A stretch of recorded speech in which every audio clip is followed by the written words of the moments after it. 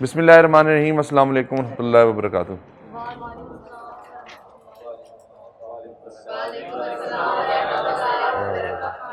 उम्मीद करता हूँ कि आप सब लोग बखैर आफियत होंगे अल्हम्दुलिल्लाह ताला। तो ऑडिट में अभी तक जो चीज़ें पढ़ी हैं उसमें कोई सवाल, कोई चीज़, कोई परेशानी समझ आ रहा है सबको? हाँ भाई, चौरों को समझ आ रहा है? सारों को समझ आ रहा है? चलो अच्छी बात है। तुम्हें नहीं समझ आ रहा? ऑडिट समझ आ रहा है? चलो, हमारा जो एरिया फॉर कंसर्न टुडे है वो है आपका प्रोविजन एंड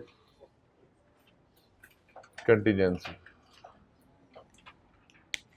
तो सबसे पहले तो इसमें IAS 37 की कुछ रिक्वायरमेंट्स हैं। IAS 37 के अंदर 3 तरह की ऑब्लिगेशंस होती हैं। कौन कौन सी? नहीं, पॉसिबल, प्रोबेबल और वर्चुअली सर्टन। जो ट्रेड पेबल है हम कहां पे फॉल करेंगे?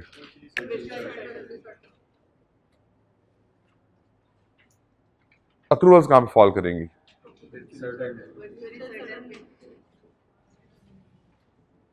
तो फिर वर्चुअल सर्टन और प्रोबेबल में क्या फर्क होगा?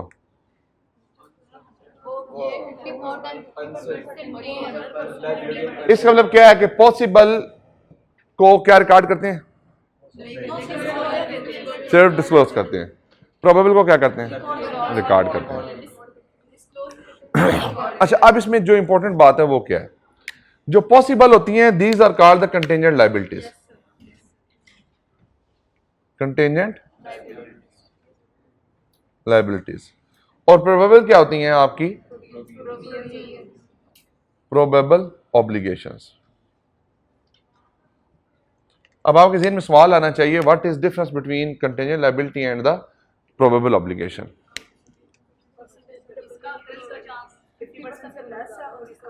इसमें हर probable obligation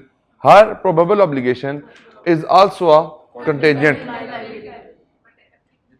her probable obligation is contingent, क्योंकि जो आपकी लायबिलिटी ऑफ अनसर्टेन टाइमिंग या अनसर्टेन अमाउंट की हो, this is called the probable obligation.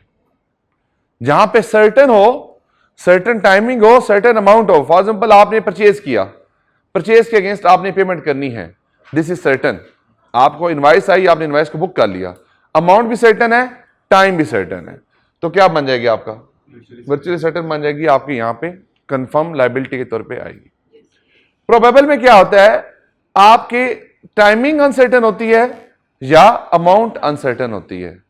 Liability of uncertain timing and amount is called the provision. Probable obligation होती है, इससे क्या बनती है? आपकी प्रोविजन बनती है। फॉर एग्जांपल, गवर्नमेंट ने कहा कि अगर आप स्मोक डिटेक्टर्स नहीं लगवाएंगे तो आपको इतना फाइन होगा, इतनी पेनल्टी होगी। अब यहां पे दो चीजें हैं, एक वो स्मोक डिटेक्टर लगाने की प्रोविजन, दूसरा वो फाइन एंड पेनल्टी की प्रोविजन। आपने जब हम रिस्क असेसमेंट की बात कर रहे थे तो रिस्क में हम जो है इन चीजों के बारे में ऑलरेडी डिस्कस कर चुके हैं। अब अगर मेरे जो ऑब्लिगेशन है वो कंटेंजेंट हो जाए, कंटेंजेंट से मुराद क्या होता है? पॉसिबल ऑब्लिगेशन हो। कौन सी है जी? Possible obligation. पॉसिबल ऑब्लिगेशन से मुराद क्या होता है? लेस देन, ये ग्रेटर देन है, लेस देन है? लेस देन 50% चांस हो, यानी कि जिसमें आपकी होने या ना होने के इवेंट के चांसेस कितने हो? 50% से कम हो, क्या बन जाती है? आपकी पॉसिबल ऑब्लिगेशन बन जाती है। इसका मतलब क्या हुआ कि पॉसिबल और प्रोबेबल ऑब्लिगेशंस के ऊपर बड़ा इंपॉर्टेंट पॉइंट क्या होता है? इसकी टाइमिंग, अमाउंट और प्रोबेबिलिटी। टाइमिंग, अमाउंट और प्रोबेबिलिटी। टाइमिंग और अमाउंट अगर प्रोबेबल है तो फिर प्रोविजन रिकॉर्ड होगी। अगर टाइमिंग और अमाउंट पॉसिबल है तो फिर क्या होगी? कंटेंजेंट लायबिलिटी होगी। Contingent liability if material, if, तो फिर क्या करेंगे? डिस्क्लोज कर देंगे एज कंटीजेंसी, एज कंटीजेंसी। और प्रोविजन क्या होगी? रिकॉर्ड होती है डबल एंट्री के through in financial statement. Disclose भी होगी और आप इसका जो है वो प्रीमियम बनाएंगे भी। अच्छा, इसका मतलब क्या हुआ? कंटिजेंट लायबिलिटी के केस में कंटिजेंसी का डिस्क्लोजर होता है, ये नोट्स टू फाइनेंशियल स्टेटमेंट में आता है। This will be on balance sheet और off balance sheet? Off balance sheet item होगा। प्रीमियम क्या होगी? ऑन बैलेंस शीट होगी। वर्चुअली सर्टेन क्या होगा? ऑन बैलेंस शीट होगा। ये बात समझाइए आपको? अब ये तीन तरह की आपकी ऑब्लिगेशंस होती हैं। इन ऑब्लिगेशंस के बारे में किसी का कोई सवाल? अकाउंटिंग समझ आ गई आप लोगों को?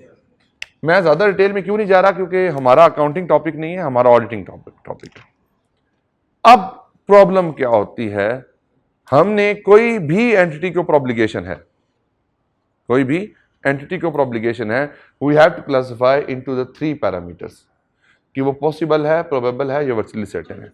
सो there is thin line margin जिससे पॉसिबल से प्रोबेबल बन जाएगी या प्रोबेबल से पॉसिबल बन जाएगी।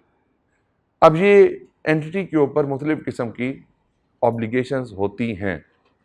अब ऑब्लिगेशन आती क्यों है? सम टाइम लीगल फैक्टर्स होते हैं, some time law and regulation की रिक्वायरमेंट होती हैं, सम टाइम एंटिटी की अपने कोई कंस्ट्रक्टिव ऑब्लिगेशंस होती हैं। So there are multiple events and factors जिनकी बेसिस के ऊपर आपके पास ये तरह के इवेंट मौजूद होते हैं। अब हमारी प्रॉब्लम क्या होती है? प्रॉब्लम ये होती है कि अगर किसी चीज को कंटिजेंट लायबिलिटी के अंदर डिस्क्लोज किया हुआ है, हो सकता है कि वो क्या हो, उसकी प्रोविजन बुक होनी हो। मैनेजमेंट ने कहां डिस्क्लोज किया हो? कंटीजेंसी में डिस्क्लोज किया हो, लेकिन एक्चुअली क्या होनी चाहिए थी? उसकी प्रोविजन बुक होनी चाहिए थी।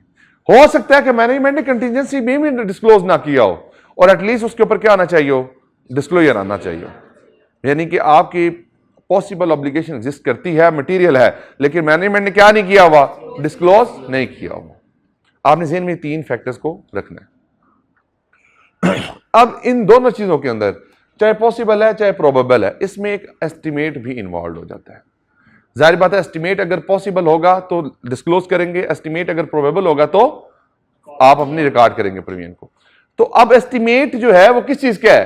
किसी लीगल मैटर का है, किसी कंस्ट्रक्टिव ऑब्लिगेशन का है, किसी ऐसी बेसिस का है जिसकी वजह से वो लायबिलिटी या पॉसिबल में जा रही है या प्रोबेबल में जा रही है। अब इस सिचुएशन के अंदर हम बीइंग अकाउंटेंट, हमारे पास ये नॉलेज नहीं होता लीगल मैटर्स के बारे में, तो we need to have engage certain experts. वो एक्सपर्ट कौन होते हैं? मैनेजमेंट एक्सपर्ट होते हैं, they are the lawyers. Lawyers को इंगेज किया जाता है, वो कंपनी की उस पैरामीटर्स को एलिवेट करते हैं और उसकी बेसिस के ऊपर बताते हैं कि वो लायबिलिटी एज कंटिजेंट लायबिलिटी आएगी या प्रोबेबल ऑब्लिगेशन के तौर पे आएगी। उसकी बेस के ऊपर आप देखते हैं कि आपने डिस्क्लोज करना है या रिकॉर्ड करना है। अब हमारे प्रोसीजर आएंगे लीगल के। अब ये जो काम पूरा करना है, इसका प्रैक्टिकली सिनेरियो बिल्डअप करते हैं कि एक्चुअली प्रैक्टिकली काम क्या होता है। आपको याद होगा जब हम इंक्वायरीज की बात कर रहे थे, इंक्वायरीज में हमने लीगल हेड की इंक्वायरी की बात की थी। लीगल हेड से हमने क्या सवालात किए थे? हाँ भाई, कंपनी के ऊपर केसेस कौन कौन से चाह रहे हैं? जल्दी बताओ। जो लीगल केसेस चाह रहे हैं उनका लीगल स्टेटस आज के दिन पे क्या है?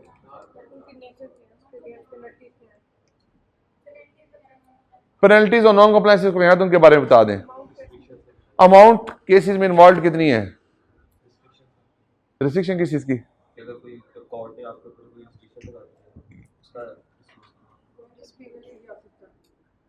कितने केसेस लास्ट ईयर थे, उसमें से कितने cases during the period solve हो गए? कितने केसेस नए आए? कितने केसेस आज के दिन पे मौजूद हैं? उनका स्टेटस क्या है? उनके अगेंस्ट प्रोबेबल ऑब्लिगेशन है या पॉसिबल ऑब्लिगेशन है? This all are the inquiries we made to the legal head. याद करें, रिस्क असेसमेंट के अंदर इंक्वायरी रिस्क असेसमेंट प्रोसीजर के तौर पे था। हमने यहां से कहा कि इस बात के ऊपर आंखें बंद करके यकीन नहीं किया जाता, वी नीड फर्दर इंफॉर्मेशन। हम उससे कहते हैं कि आप इन सारी चीजों के ऊपर हमें क्या दे दें? लीगल का रजिस्टर दे दें। क्या दे दें? लीगल रजिस्टर दे दें। अब लीगल रजिस्टर क्या होगा? लीगल रजिस्टर के अंदर अनाउंसमेंट है जी, पीछे आपको बुला रहे थे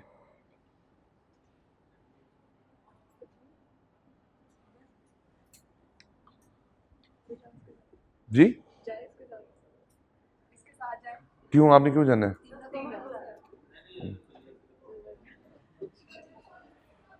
अच्छा, हमने क्लाइंट से क्या रिक्वायर किया? Legal register. अब लीगल रजिस्टर क्या है? जिसमें कंपनी के केसेस की डिटेल आ रही है ओवरऑल पूरे पीरियड की। इस तरह से फिक्स एसेट रजिस्टर नहीं था, याद होगा आपको। इस तरह से लीगल का रजिस्टर होता है जिसमें कंपनी के ऊपर केस, कंपनी फॉर एग्जांपल आ रही केस नंबर,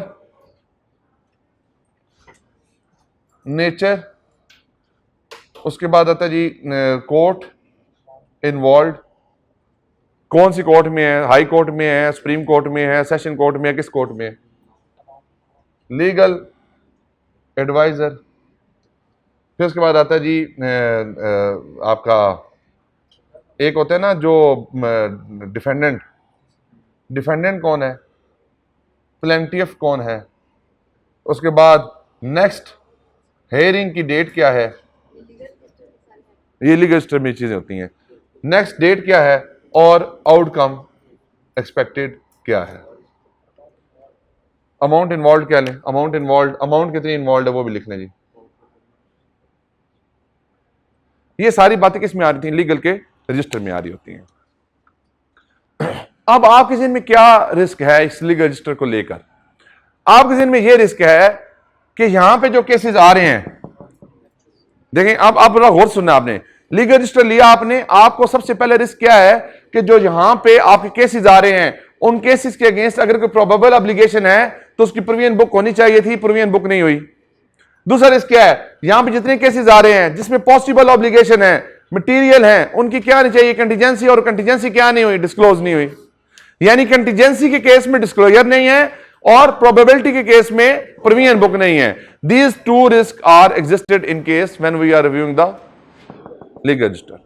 अब ये दो रिस्क को आपने क्या करना है? मिटिगेट। प्लस एक तीसरा रिस्क है। वो तीसरा रिस्क क्या है कि यहां पे सारे केसेस डिस्क्लोज नहीं किए गए, यहां पे सारे केसेस डिस्क्लोज नहीं किए गए। इन लीगल रजिस्टर को पकड़ के हमने तीन रिस्क आइडेंटिफाई किए। कंप्लीटनेस का रिस्क हमने आइडेंटिफाई किया, कंप्लीटनेस ऑफ केसेस का, फिर उसके बाद है जी आपकी कंटिजेंसीज का, और आपकी जो आपकी प्रोविजंस का। इन दोनों केस में क्या है? इसके केस में डिस्क्लोजर है और प्रोविजन केस में क्या है? वैल्यूएशन प्लस डिस्क्लोजर है। यानी ये तीन मामलात हमारे लिए कंसर्न है। या तो ये केसेस सारे हमें डिस्क्लोज नहीं है, जो केसेस डिस्क्लोज्ड हैं वो हमारे पास कंटीजेंसी के तौर पर डिस्क्लोजर नहीं आ रहा, जो केसेस डिस्क्लोज हैं लीगल रजिस्टर के अंदर उनके ऊपर प्रोविजन रिक्वायर्ड थी और प्रोविजन बुक्स में रिकॉर्ड नहीं हो रही। ये तीन फैक्टर्स आपके ज़हन में मौजूद हैं। अब आ जाए वन बाय वन। सबसे पहले तो बात करते हैं कंप्लीटनेस ऑफ केसेस की। किसकी बात करते हैं जी?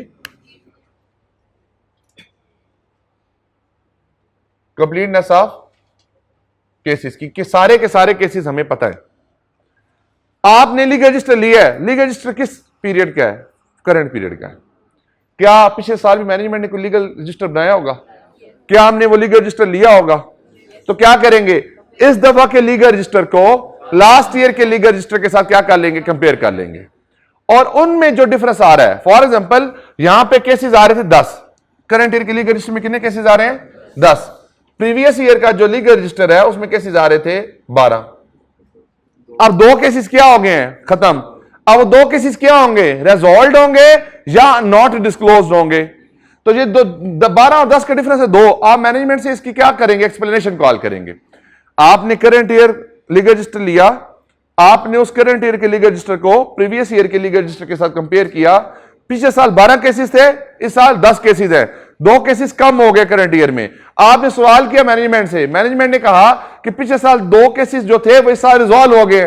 तो आप कहेंगे जो रिजॉल्व हो गए हैं उसका कोर्ट ऑर्डर दिखा दें। अब कोर्ट ऑर्डर को आपने किस पर्सपेक्टिव से देखना है कि कोर्ट ऑर्डर कंपनी की फेवर में हुआ है या कोर्ट ऑर्डर कंपनी के अगेंस्ट हुआ है। अगर कोर्ट ऑर्डर कंपनी के फेवर में हुआ है तो फिर उसके ऊपर प्रोविजन का या आपकी जो कंटीजेंसी का कोई इंपैक्ट नहीं होगा। लेकिन अगर कोई प्रोविजन ऑलरेडी रिकॉर्डेड थी तो उसको क्या करना पड़ेगा? आपको रिवर्स करना पड़ेगा। अगर कोई प्रोविजन ऑलरेडी रिकॉर्डेड थी तो वो रिवर्स करनी पड़ेगी। और अगर कंपनी के अगेंस्ट हो गया है तो जो प्रोविजन थी उस प्रोविजन को हमने किसके साथ कंपेयर करना है? एक्चुअल के साथ कंपेयर करना है, और जो एडिशनल आपकी ऑब्लिगेशन है उसको आपने रिकॉर्ड करना है। ये बात समझ आई आपको? ये कॉन्सेप्चुअली किसी को कोई इशू हो? हाँ भाई, क्या बात हुई है भाईजान? क्या बात हुई है?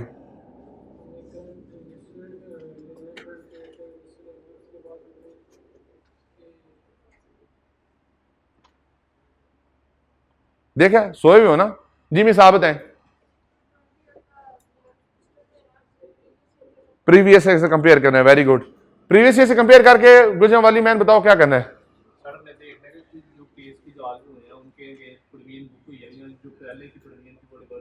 बिल्कुल ठीक है। और दूसरी ऑप्शन क्या हो सकती है, अगर फॉर एग्जांपल पिछले साल आपके 10 केस थे, पिछले साल 12 थे, इस साल 10 हो गए, हो सकता है कि 4 रिजॉल्व हो गए हो और 2 नए केस आए हो। देखे ना, opening cases 10, new case register 4, resolve cases 6, total कितने हो गए 8। 8 किसके जी, करंट ईयर के केसेस। अब देखें जो न्यू केसेस हैं यहां पे क्या रिस्क है, प्रोविजन का या कंटीजेंसी का। और जो 6 रिजॉल्व हो गए यहां पे क्या है, एडिशनल प्रोविजन या रिवर्सल ऑफ प्रोविजन। ये बात समझ आई आपको या नहीं आई? ये बात समझ आ गई है? देखें बेटा, मैं आपको ना प्रैक्टिकली बात कर रहा हूं। बुक के ऊपर तो 4-5 प्रोसीजर लिखे हुए हैं, 2 मिनट में खत्म हो जाएंगे, लेकिन वो चीज आपको कॉन्सेप्चुअली बिल्डअप नहीं होगी। हम किसकी बात कर रहे हैं, कंप्लेंट सब केसेस की बात कर रहे हैं। ये से एक पहला काम हम करते हैं। पहले हमने क्या किया, लीगल रजिस्टर लिया, उस लीगल रजिस्टर को प्रीवियस ईयर से कंपेयर किया, और फिर उसके बाद हमने उसकी रिकंसिलेशन बना ली। रिकंसिलेशन क्या है, लास्ट ईयर के केसेस, न्यू केस रजिस्टर हुए वो, जितने केस रिजॉल्व हुए वो, और क्लोजिंग केसेस के साथ आप जाके कंपेयर कर लें। इसके बावजूद क्या रिस्क है, इसके बावजूद ये 8 हो सकते हैं, 8 नहीं है 18 हो। इसके बावजूद ये रिस्क मौजूद है कि ये 8 केसेस नहीं है 18 है। अब किस तरह से अगला प्रोसीजर लगाएंगे, अब हम कहेंगे कि आप हमें लिस्ट ऑफ लीगल एडवाइजर्स दे दें। क्या दे दें जी, लिस्ट ऑफ लीगल एडवाइजर्स। क्यों लिया जी आप लिस्ट ऑफ लीगल एडवाइजर? अब देखें, हमने डिस्कस किया था कि when information is available outside the entity then it is more reliable as compare to the information kept in the company's own record. तो लीगल रजिस्टर किसका है, कंपनी का अपना रिकॉर्ड है, लेकिन इस कंपनी के जो अपना रिकॉर्ड है इसका एक और भी रिकॉर्ड मौजूद है किसी एक्सटर्नल थर्ड पार्टी के पास। तो हमारे लिए ज्यादा रिलायबल क्या है, थर्ड पार्टी से रिलायबिलिटी को चेक कर लिया जाए, तो हम वहां से भी इंफॉर्मेशन लेंगे। अब दूसरा सवाल आता है कि जो लिस्ट ऑफ लीगल एडवाइजर ली है ये भी हो सकता है कि मैनेजमेंट ने आपसे छुपा ली हो। ये भी तो पॉसिबिलिटी है कि सारे के सारे लीगल एडवाइजर आपको डिस्क्लोज ना किए हो। इसको किस तरह से कवर करेंगे? Very good. हम क्या करेंगे, हम पेमेंट्स की डिटेल को चेक करेंगे। देखें करते क्या है, हम सबसे पहले लीगल के एक्सपेंसेस, लीगल के एक्सपेंसेस उसका जीएल ले लेते हैं। क्या लेते हैं, जीएल ले लेते हैं। दोबारा बताएं क्या कहते हैं हम, लीगल के एक्सपेंसेस का जीएल ले लेते हैं। जीएल क्या होता है, जनरल लेजर। किस चीज का, लीगल एक्सपेंसेस का। लीगल एक्सपेंसेस से मुराद क्या है कि जो फी आपने पे की है अपने केसेस के लिए। अब बड़ा गौर सुनना आपने, भूलना नहीं है, मैं बार बार रिपीट कर रहा हूं। सबसे पहले आपने GL of the legal cases ले लेना है, लीगल फीस जो आपने पे की है उसका लीगल जीएल दे दें। जीएल के अंदर जो पेमेंट्स आ रही हैं उन पेमेंट्स को आपने लीगल रजिस्टर के केसेस के साथ क्या करना है, कंपेयर करना है। अब फॉर एग्जांपल नुमान, हमारी क्लास में है कोई नुमान? तुम्हारा नाम क्या भाई? हमजा, बिलाल, फुप्पो का चेता बच्चा। बिलाल जो है ये, इसको एक पेमेंट हुई, बिलाल को पेमेंट हुई। अब बिलाल की जो पेमेंट थी ये जीएल में तो रिकॉर्डेड थी, लेकिन जो मैनेजमेंट ने लिस्ट दी थी इसमें रिकॉर्डेड नहीं है बिलाल। हमने इन्वेस्टिगेट किया, हमने कहा कि बिलाल को किस चीज की पेमेंट हुई है। अब मैनेजमेंट के यहां पे 2 रिस्पॉन्स हो सकते हैं। एक रिस्पॉन्स ये होगा कि बिलाल जो है कंपनी के जो कॉर्पोरेट डाटा होता है उसको क्या कर रहा होता है, मेंटेन कर रहा होता है। यानी कि कंपनी के जो शेयर रजिस्टर्स होते हैं, फॉर्म 29 होते हैं, फॉर्म ए होते हैं, इसको अपडेट कर रहा होता है। ये कोई लीगल मैटर नहीं होता, लेकिन इसको फी पे होती है। तो बात समझ आती है मैनेजमेंट की, इसको फिर लीगल एडवाइजर्स की लिस्ट में ऐड करने की जरूरत नहीं है। लेकिन अगर पता चलता है कि बिलाल एक लीगल केस देख रहे हैं जिस केस के बारे में ना वो लिस्ट के अंदर इंक्लूड है केस, ना बिलाल का नाम इस लिस्ट ऑफ लीगल एडवाइजर के अंदर इंक्लूडेड है, तो फिर बिलाल मेरे लिए क्या हो जाएगा, एक क्वेश्चन मार्क रेज हो जाएगा कि बिलाल की एग्जिस्टेंस किस चीज की है। ये बात समझ आई आपको? नहीं आई समझ? दोबारा सुने। हमने जब जीएल ऑफ एक्सपेंसेस लिया, किसके जीएल, लीगल एक्सपेंसेस के जीएल, वहां पे हमने जितनी पेमेंट्स हुई हैं उन पेमेंट्स को 100% वेरीफाई करना है। उन पेमेंट्स को 100% वेरीफाई करना है। यहां लिख लेते हैं यार, भूल जाएंगे आप लोग।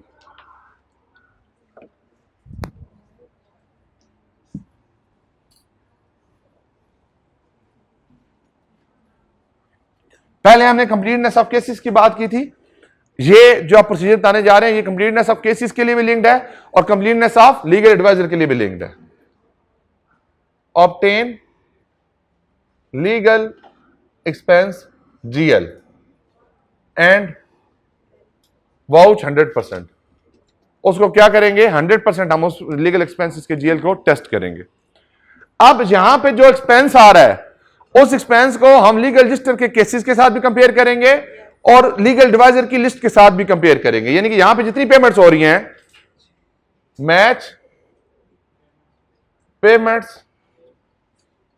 To legal advisers with list of cases and legal advisers respectively. ये बात समझ आई आपको कि जो हम पेमेंट कर रहे हैं उस पेमेंट को देखें कि वो पेमेंट किस लीगल एडवाइजर की है और वो लीगल एडवाइजर हमारी लिस्ट में आ रहा है या नहीं आ रहा, और वो पेमेंट किस केस की है, वो केस हमारे पास लिस्ट के अंदर मौजूद है या नहीं है। तो इस काम करने से आपकी कंप्लीटनेस को इंश्योर किया जा सकता है। अगर यहां पे दो ऑप्शन होती हैं, आपने ये मैच किया तो मैच करने से कुछ एडिशनल इंफॉर्मेशन आपको मिल गई जो मैनेजमेंट ने आपको डिस्क्लोज नहीं की हुई थी। जब आपने ये प्रोसीजर परफॉर्म किया तो आपको पता चला कि कोई 2 लीगल एडवाइजर्स हैं मैनेजमेंट ने डिस्क्लोज नहीं किए हुए और 3 लीगल केसेस हैं, उन 2 लीगल एडवाइजर्स डील करते हैं, उनके साथ 3 लीगल केसेस भी लिंक्ड हैं जो मैनेजमेंट ने हमें लिस्ट में भी नहीं दिया हुआ। तो वो हमारे लिए क्या बन जाएंगे, क्वेश्चन मार्क बन जाएंगे। अब ये इंफॉर्मेशन किसने आइडेंटिफाई की है, ऑडिटर ने। क्या मैनेजमेंट ने आपको बताया इसके बारे में? जब मैनेजमेंट ने नहीं बताया, अब यहां बड़ी इंपॉर्टेंट बात सुननी है, अगर कोई इंफॉर्मेशन, एग्जाम टिप है ये, एग्जाम टिप के पॉइंट से लिखे, अगर कोई इंफॉर्मेशन मैनेजमेंट ऑडिटर को ना बताए और ऑडिटर अपने प्रोसीजर लगाकर उस इंफॉर्मेशन को आइडेंटिफाई कर ले, तो यहां पे एक रिस्क क्रिएट होता है। वो रिस्क इस चीज का है कि हो सकता है इसके अलावा भी कई मामलात हों जिसके बारे में मैनेजमेंट ने हमें डिस्क्लोजर ना दिया हो।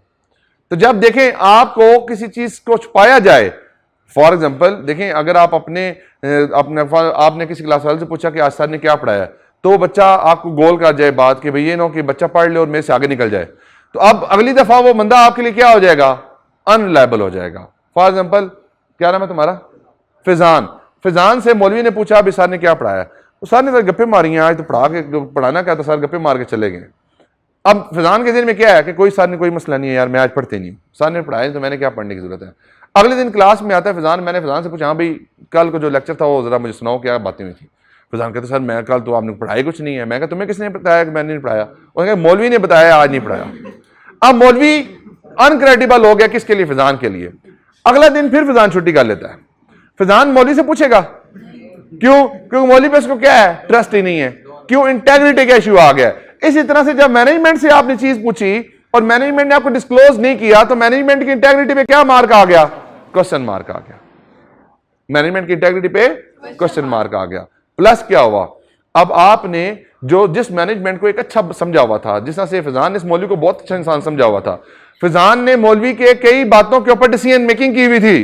फॉर एग्जांपल फिजान ने मौलवी को कहा कि दूसरे टीचर ने पढ़ाया या नहीं पढ़ाया, तो अब इसके मौलवी के बारे में क्या परसेप्शन है कि उसके टीचर के बारे में भी इसने सर क्या बोला, झूठ। अब फिजान फौरन पे क्या करेगा, जो अपनी प्लानिंग की हुई थी कि भाई मैंने आज जाके नहीं पढ़ना, उसको जाके फिर इससे पूछेगा, उससे पूछेगा, उससे पूछेगा और अपने प्रोसीजर को क्या कर लेगा, रिवाइज कर लेगा। क्यों? क्योंकि इसको अब इसके ऊपर ट्रस्ट नहीं रहा। इस तरह से जब ऑडिटर को मैनेजमेंट पे ट्रस्ट नहीं रहता तो फिर अपने रिस्क ऑफ मटेरियल स्टेटमेंट को, रोमम को, रिस्क ऑफ मटेरियल स्टेटमेंट को क्या कर लेता है, रिवाइज कर देता है। देखिए हमने जब इनिशियल आपने रिस्क असेसमेंट की थी, हमने अपने प्रोसीजर डिजाइन किए थे, उसमें एक फैक्टर्स को हमने कंसीडर किया था। अब वो फैक्टर वैसे नहीं रहे, अब कुछ ऐसी एडिशनल इंफॉर्मेशन हमें मिल गई है जिसके बारे में मैनेजमेंट ने हमें कोई इंफॉर्मेशन नहीं दी हुई। So this is the revision in risk of material statement. अब यहां से जो एडिशनल आपको लीगल एडवाइजर आइडेंटिफाई हुए हैं, एडिशनल केसेस जो आइडेंटिफाई हो गए हैं, अब आप इसके ऊपर अपने प्रोसीजर्स को अप्लाई करेंगे। अब आप क्या करेंगे, उनके ऊपर भी अपने प्रोसीजर्स को अप्लाई करेंगे। अब आप उसके ऊपर भी क्या करेंगे, कंफर्मेशंस को भेजेंगे। देखें हमने 3 बातें की थी, प्रोबेबल, पॉसिबल या virtually certain. Problem was with probable and possible. अब प्रॉब्लम क्या है कि अगर वही इंफॉर्मेशन प्रोबेबल में जाएगी तो प्रीमियम रिकॉर्ड होगी, अगर वही इंफॉर्मेशन पॉसिबल में जाएगी तो डिस्क्लोज होगी। तो थिन लाइन मार्जिन है बीच में। अब यहां पे एक एक्सपर्ट की रिक्वायरमेंट होती है, तो हम क्या करेंगे, पहले हमने मैनेजमेंट से लिस्ट ली, उस लिस्ट को प्रीवियस ईयर से कंपेयर किया और एक रिकंसिलिएशन बना ली। फिर हमने मैनेजमेंट से लिस्ट ऑफ लीगल एडवाइजर्स लिए, उस लिस्ट ऑफ लीगल एडवाइजर को हमने पेमेंट के साथ कंपेयर किया और वहां से हमने एडिशनल जो लिस्ट ऑफ लीगल एडवाइजर थी वो कंप्लीटनेस को इंश्योर किया। फिर हमने उन एडवाइजर्स को कंफर्मेशन भेजी और कंफर्मेशन में हमने उनसे रिक्वायर किया कि अब आप बताएं कि कंपनी के ऊपर जो केसेस चल रहे हैं उनकी डिटेल्स क्या हैं। अब देखें, एक इंफॉर्मेशन थर्ड पार्टी से आ रही है, एक इंफॉर्मेशन मेरे पास इंटरनल रिकॉर्ड में लिस्ट ऑफ लीगल रजिस्टर के अंदर मौजूद है। अब वहां से जो केसेस की डिटेल आ रही है उस केसेस की डिटेल को किससे कंपेयर करूंगा, मैं लिस्ट ऑफ लीगल रजिस्टर के साथ कंपेयर करूंगा। और फिर जो मैनेजमेंट ने अपना स्टांस लिया हुआ है कि फॉर एग्जांपल वो पॉसिबल ऑब्लिगेशन है या प्रोबेबल ऑब्लिगेशंस हैं, उसको मैं किससे कंपेयर करूंगा, जो थर्ड पार्टी है, जो एक्सपर्ट है, उसके डिसीजन के साथ। अगर मेरी इंफॉर्मेशन यानी कि लिस्ट ऑफ लीगल रजिस्टर और जो कंपनी का लीगल एडवाइजर है उसका रिस्पॉन्स आपस में मैच कर जाए तो फिर अकाउंट्स में कोई रद्दोबदल की जरूरत नहीं होगी, क्योंकि जाहिर बात है मैनेजमेंट ने अपनी लिस्ट ऑफ लीगल रजिस्टर की बेस के ऊपर प्रोविजंस या कंटीजेंसीज को डिस्क्लोज किया होगा। लेकिन अगर लिस्ट लीगल एडवाइजर किसी केस के बारे में कहता है कि यहां पे प्रोबेबल ऑब्लिगेशंस हैं या यहां पे एक लायबिलिटी आ सकती है, तो वहां पे अगर मैनेजमेंट ने अपने पास उसको डिस्क्लोजर दिया हुआ था तो भी डिस्क्लोजर हमारे लिए क्या है, रेलिवेंट नहीं है, डिस्क्लोजर का रिक्वायरमेंट नहीं है, बल्कि वहां पे क्या होना चाहिए, प्रोविजन बुक होनी चाहिए। तो जो लीगल एक्सपर्ट होता है उसके रिस्पॉन्स को भी फिर हम कंपेयर करते हैं लिस्ट ऑफ लीगल रजिस्टर के साथ और लिस्ट ऑफ लीगल केसेस के साथ। और जो मैनेजमेंट ने अपने डिसीजंस लिए होते हैं उन डिसीजंस के ऊपर हम एक्सपर्ट के डिसीजंस को भी कंपेयर करते हैं और फिर देखते हैं कि डिसीजंस आपस में कोरिलेट करते हैं या नहीं करते हैं। बात समझ आ गई आपको? अब देखें इसमें फर्दर बातें क्या हैं। कंटीजेंसी पे तो यही प्रोसीजर होंगे, क्योंकि जाहिर बात है कंटीजेंसी में डिस्क्लोजर की रिक्वायरमेंट होती है। अब प्रोविजंस के ऊपर आते हैं। प्रोविजंस के ऊपर अगर कोई प्रोविजन की एक मूवमेंट बनती है, मूवमेंट क्या होती है, ओपनिंग बैलेंस, एडिशन, रिवर्सल और क्लोजिंग बैलेंस। ओपनिंग बैलेंस कहां से वेरीफाई होगा, लास्ट ईयर से। एडिशन कहां से वेरीफाई होगा, जो आपकी कंफर्मेशन भेजी, जो मैनेजमेंट की असेसमेंट है, जो वहां पे प्रोबेबल है या पॉसिबल है, उसकी बेसिस के ऊपर हम एडिशंस को चेक करेंगे। लिस्ट ऑफ लीगल केसेस के साथ कंपेयर करेंगे कि सारे केसेस की जो एडिशन आती थी वो सारी की सारी यहां पे डिस्क्लोज होगी या नहीं हुई। रिवर्सल पे क्या करेंगे, जो केस डिसॉल्व हो गए हैं उसके ऊपर जो कोर्ट ऑर्डर पास हुए हैं उन कोर्ट ऑर्डर की कॉपीज को देख लेंगे और लीगल एक्सपर्ट से पूछ लेंगे कि ये वाकई रिवर्सल होनी चाहिए या नहीं होनी चाहिए। फिर क्लोजिंग बैलेंस है, क्लोजिंग बैलेंस को हम जीएल से वेरीफाई कर लेंगे और इनकी अर्थमेटिकल एक्यूरेसी को टेस्ट कर लेंगे। इन ओपनिंग में एडिशन को प्लस कर लिया जाए, रिवर्सल को माइनस कर दिया जाए तो क्या बन जाए, आपका क्लोजिंग बैलेंस बन जाए। तो ये जनाब आपके प्रोविजंस के ऊपर प्रोसीजर्स हैं। आप प्रोविजन के ऊपर अपने प्रोसीजर हैं, कंटीजेंसीज पे अपने प्रोसीजर हैं, लेकिन दोनों की बैक एंड पे बेस पे क्या है, कॉमन प्रोसीजर्स हैं। वो common procedure list of legal cases है, लिस्ट ऑफ लीगल एडवाइजर्स है, जीएल ऑफ एक्सपेंसेस की जीएल ऑफ लीगल एक्सपेंसेस को वेरीफाई करना है, वहां से लिस्ट ऑफ लीगल केसेस को आइडेंटिफाई करना है। पेपर में 5 नंबर का सवाल आ सकता है कि how auditor can ensure that all cases are disclosed in the list of legal cases, और कोई ऐसा केस नहीं है जिसके बारे में ऑडिटर को पता नहीं है। तो अब आप जेन में अपनी सारी इंफॉर्मेशन जुड़ाएंगे और अपने कंप्लीटनेस का प्रोसीजर बड़ा इंपॉर्टेंट होता है लीगल के केस में। तो आप फोर्थ पे लेके आ जाएंगे कि इस दफ़ा लिस्ट लेंगे, उसको पिछले साल की लिस्ट से कंपेयर करेंगे, फिर जो दरमियान में एडिशन डिलीशन हुआ है उसके ऊपर हम कोर्ट के कॉपीज ले लेंगे, फिर जो क्लोजिंग के ऊपर हमारे पास केसेस हैं उसके अगेंस्ट कौन कौन से लीगल एडवाइजर हैं उनको चेक कर लेंगे, फिर उसके साथ हम जीएल ऑफ लीगल एक्सपेंसेस लेंगे, उसको 100% वॉच करेंगे। वहां पे कुछ ऐसे एक्सपेंसेस होंगे जो किसी लिस्ट ऑफ लीगल केस के साथ भी नहीं मैच हो रहे होंगे, ना किसी लिस्ट ऑफ लीगल एडवाइजर के साथ मैच हो रहे होंगे, तो वो एडिशनल आपके पास इंफॉर्मेशन होगी जिसको हमें फर्दर एवेल्युएट करने की जरूरत है। हम उनको कंफर्मेशन भेजेंगे और वहां से उनका रिस्पॉन्स ले लेंगे। तो ये जनाब आपके प्रोसीजर्स मौजूद हैं जी। आई होप सो कि आपको काफी हद तक ये समझ आ गया होगा जी। अब आप पूछो सवाल, 1 मिनट आपका सवाल।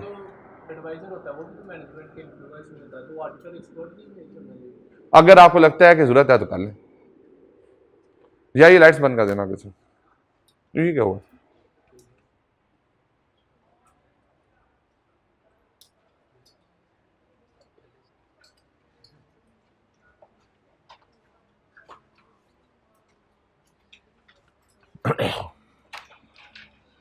टू 2.3 प्रोविजन एंड कंटीजेंसीज है, substantive procedures. The auditor need to be satisfied that the client has correctly distinguished between the provision contingent liabilities and item that should not even be disclosed. ठीक है जी, यानी कि आपकी प्रीवियंस contingency में आपको difference पता होना चाहिए as per the requirement of IAS 37। Similarly, it may be necessary to assess whether an item is an actual asset included in the financial statement, a contingent asset, or not likely to happen and so not disclosed। तो जो आपके contingent assets होते हैं ये disclose होते हैं अगर virtually certain हो तो, सॉरी अगर आपके प्रोबेबल हो तो, वर्चुअली सर्टेन हो तो फिर क्या करते हैं आप इसको रिकॉर्ड करते हैं।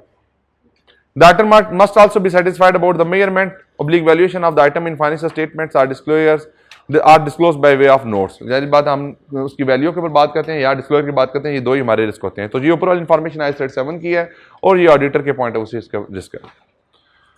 प्रीवियंस के सबस्टेंटिव प्रोसीजर्स क्या होंगे जी? Obtain a listing of provisions that the client has included in the financial statement. तो फाइनेंशियल स्टेटमेंट में जो जो प्रीवियंस हमने ली हैं वो क्या कर लेंगे, हम उसको लिस्ट ले लेंगे, क्लाइंट से क्या ले लेंगे, लिस्ट ऑफ प्रीमियम ले लेंगे। ऑब्टेन एन अंडरस्टैंडिंग, अब देखिए यहां पे उसने ना एक अपनी सीक्वेंस के साथ बात की हुई है, मैंने जो आपको बातें की हैं वो एक लॉजिकल सीक्वेंस के साथ है। लिस्ट ऑफ, सबसे पहले तो देखें आपके पास कंप्लीट इंफॉर्मेशन होनी चाहिए कंपनी के ऊपर लीगल मैटर्स की, फिर वहां से डिसीजन होता है कि कौन से मैटर आपके प्रीमियम में जाते हैं और कौन से मैटर आपके कंटीजेंसी में जाते हैं। तो वो मैटर तो आगे दो तलवारें हैं, लेकिन उससे पहले जो बैक एंड पे है वो सारे का सारा एक ही सोर्स है। वो सोर्स कंप्लीट होगा तो उसकी बेस पे डिसीजन होगा कि ये प्रीमियम में जाएगी और ये कंटीजेंसी में जाएगी। डायरेक्ट इस तरह से प्रोसीजर नहीं होते हैं, नहीं हो मतलब आप इसको यहां से दे लें, वरना जो सीक्वेंस मैंने आपको बताई उसको भी आप फॉलो कर सकते हैं। Obtain an understanding of management process to record premium and ensure that it is consistent with the requirement of IAS 37। तो ये बेसिकली बात कर रहा है उस स्टेप से अगले स्टेप की, यानी कि अब हमने ये डिसीजन कर लिया कि ये इन आइटम्स के ऊपर क्या होना है, प्रीमियम ही बुक होनी है। तो कहते हैं कि वो प्रीमियम जिस बुक करने जा रहे हैं उसको पहले देखें कि IAS 37 के मुताबिक प्रीमियम बनती है या नहीं बनती, क्या वहां पे प्रोबेबल ऑब्लिगेशन है या पॉसिबल ऑब्लिगेशन है। ये इसका मतलब ये है। लिस्ट लें, लिस्ट में जो प्रीमियम्स आ रही हैं उसको IAS 37 की रिक्वायरमेंट से कंपेयर करें और देखें कि प्रोबेबल है या पॉसिबल है। For each item in the listing confirm that accounting premiums of IAS 37 have been complied with, does the item meet the definition of premium. Same वही बात है जी कि क्या वो डेफिनेशन ऑफ प्रीमियम को फॉलो करता है या नहीं करता। Review the changes in the premium for the period during the financial period, opening balance, addition in the premium, reversal in the premium and closing balance. Movement क्या है, addition और reversal. Addition के ऊपर क्या करना पड़ेगा, लीगल रजिस्टर से match करना पड़ेगा, लीगल केसेस की डिटेल से मैच करना पड़ेगा, लीगल एक्सपर्ट की ओपिनियन लेनी पड़ेगी और IAS 37 का क्राइटेरिया चेक करना पड़ेगा। ये सारे मैटर होंगे तो फिर आप एडिशन के ऊपर अपने काम कर सकेंगे। इस तरह से कोई रिवर्सल हुई है तो जो कोर्ट ऑर्डर्स आए हैं, जो रिवर्सल के कोर्ट ऑर्डर्स हैं उनको लेंगे, लीगल एक्सपर्ट से पूछेंगे और लिस्ट ऑफ लीगल केसेस के साथ जाकर उसको कंपेयर कर लेंगे। Review the measurement of the closing balance for each provision and discuss these with management if appropriate. Consider whether it might be appropriate to take expert advice on the existence or measurement of a provision। तो जो closing के ऊपर आपके पास provision, वही बात है कि कुछ पहले कॉमन प्रोसीजर्स हैं, उस कॉमन प्रोसीजर के बाद कंटीजेंसी है या प्रोविजन है।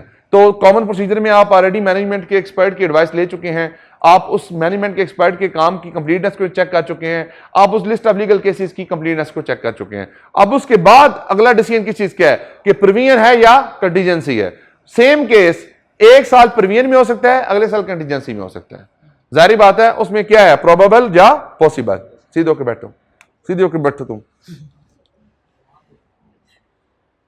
ये बात समझ आ रही है आपको? देखें ये बेटा ये एक बुकिश नॉलेज के तौर पे है, मैंने फिर बताऊंगा बात कि सेम आपने पैरामीटर को ज़हन में रखना है। प्रोविजंस के और कंटीजेंसीज के सेम पैरामीटर्स हैं पहले, उसके आइडेंटिफिकेशन के, मेजरमेंट के। आगे जहां पे डिसीजन आता है प्रोबेबल तो वो पार इधर हो जाएगा, जहां पे आएगा पॉसिबल वो पार हो जाएगा आपका कंटीजेंसी के अंदर, फर्क वहां पे आएगा। तो इसलिए मेरे मुताबिक पहले आपके जनरल प्रोसीजर होने चाहिए, उसके बाद फिर आपका प्रोविजन या कंटीजेंसी के अंदर फॉल करना चाहिए। Review the list for possible omission based on the item knowledge of the business and the industry in which it operates. तो पॉसिबल ओमिशन से मुराद क्या है, कोई कंटीजेंसी आपको डिस्क्लोज ना की गई हो, कोई प्रोविजन आपको डिस्क्लोज ना की गई हो।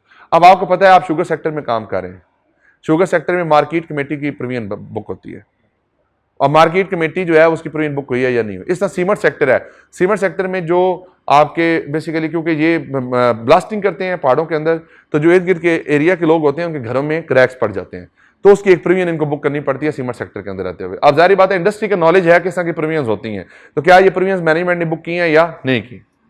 Compare premium for the current financial year with premium in the previous year, इस साल के डाटा को पिछले साल से कंपेयर कर लें। Ensure that assumption are reasonable, ज़ाहिर अजम्पशन क्या होंगी, पॉसिबल है या प्रोबेबल है। Perform subsequent event procedure, subsequent event procedure आपने आज टर्म में पढ़े होंगे, ईयर एंड के बाद केसेस के बारे में जो अपडेट है वो ले ले कि कंपनी के अगेंस्ट केस रिजॉल्व हुए हैं या कंपनी के फेवर में केस रिजॉल्व हुए हैं। आ गया जी कंटीजेंसी एंड लीगल प्रोविजन का जी।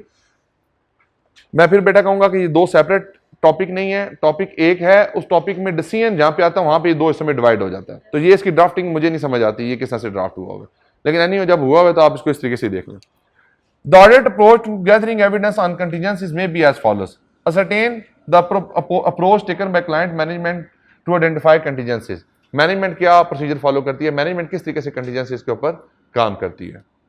Review the minutes of the board meeting where such matters are likely to be discussed. For example, कोई अगर लीगल केस चाह रहा है, कोई प्रॉब्लम चाह रही है, तो उसके बारे में बोर्ड ने कहीं ना कहीं पे अपनी मीटिंग्स तो की होंगी, तो जो मीटिंग के अंदर उनकी डिस्कशन हुई है उस मीटिंग की डिस्कशन को आप फॉलो करें। भाई बातें ना करें, बातें ना करें, आपको कह रहा हूं।